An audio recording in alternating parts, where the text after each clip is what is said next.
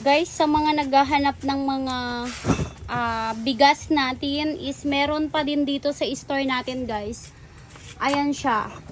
Dito sa may extension. So, dito nyo makikita yung mga iba't ibang klase ng bigas natin. So, dyan yung counter, tapos dito yung pintuan. Yung ito, tapos ito na siya.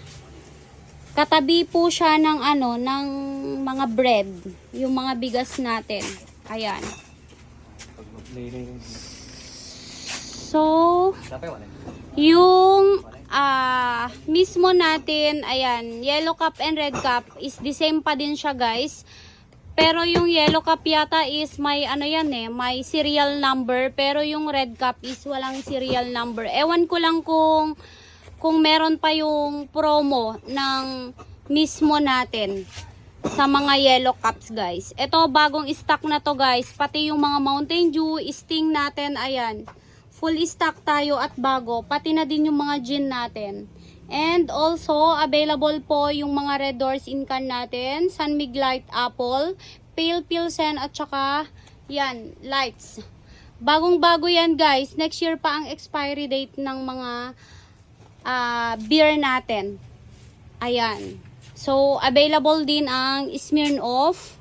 Ayan siya, guys. Tapos, mga 1.5 natin. Kararating lang to kahapon. Mga 1.5 na drinks natin, guys. Okay? Ayan. So, sa mga gustong tawag nito, sa mga nagbebenta ng mga bigas, ayan, guys, private message me kung gusto nyo ng special discount pag maramihan. Ayan.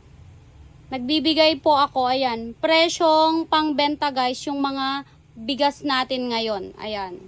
So, meron tayong Jasmine, Joshua, Express, Fortune, C18, Begante. Ayan, guys. Tapos, available din yung 5 kilos and 10 kilos niya, guys.